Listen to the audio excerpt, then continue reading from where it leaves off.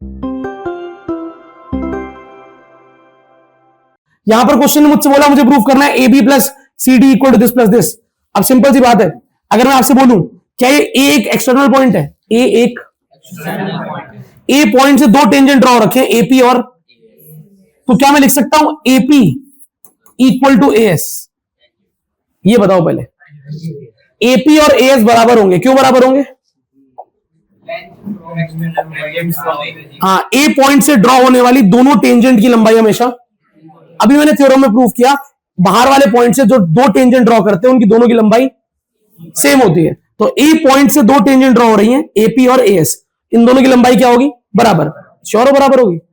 अच्छा अच्छा अच्छा। अब एपी और ए एस बराबर है, तो मुझे बताओ मुझे चाहिए क्या?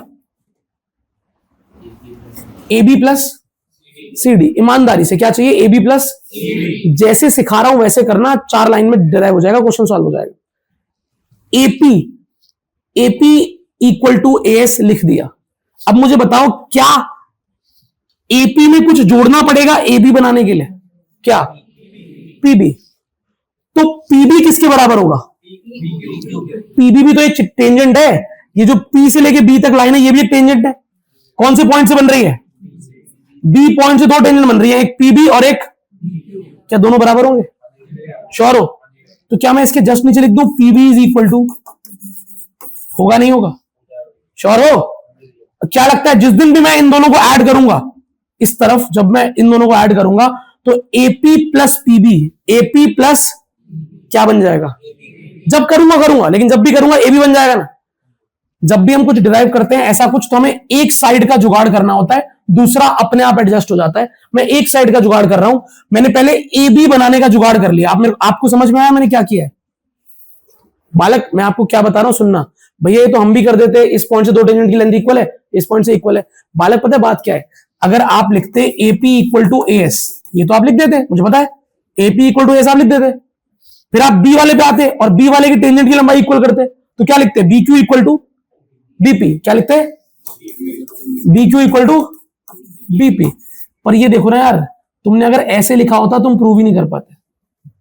मैंने एपी के नीचे पीबी लिखा है क्योंकि मुझे एपी और पीबी को ऐड करना है, एक तरफ चाहिए मुझे, वो समझ रहे हो?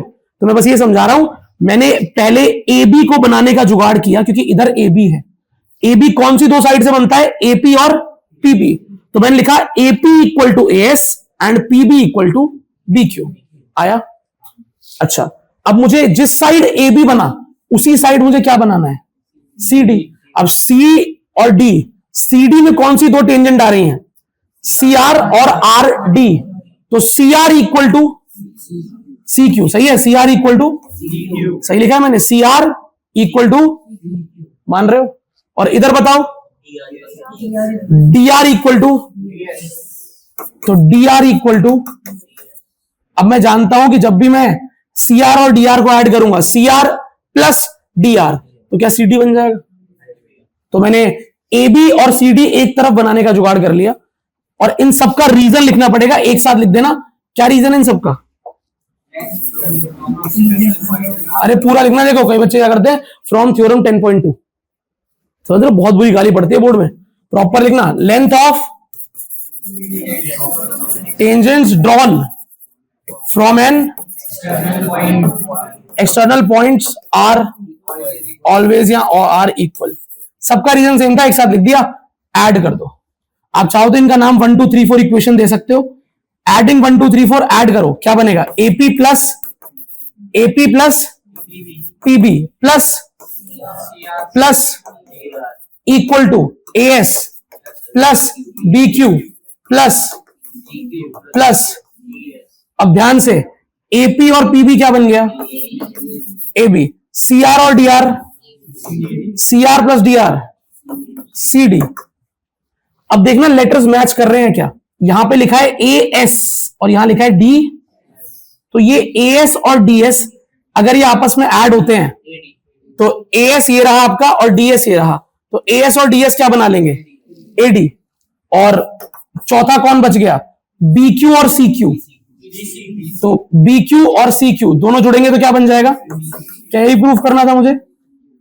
तो अगर मैं इस क्वेश्चन को मेमोरी में रखना चाहता हूं कि मैंने किया क्या, मैंने चारों कोनों से टेंजेंट की लेंथ को बराबर रखा, ए से बनने वाली दोनों टेंजेंट इक्वल होंगी, बी से बनने वाली दोनों टेंजेंट इक्वल होंगी, सी वाली भी इक्वल होंगी, डी वाली भी इक्वल होंगी, और चारों को ऐड कर दिया। लेकिन गलती से अगर एक भी फ्लिप हो जाता तो आपका ये बनता ही नहीं। तो मैंने पूरा जुगाड़ रखा कि ए बी जिन दो को जोड़ के बनता है ए बी, एपी और पीबी वो दोनों एक तरफ रहें, और जिनको जोड़ के बनता है सीडी यानी सीआर और डीआर ये दोनों भी एक तरफ रहें।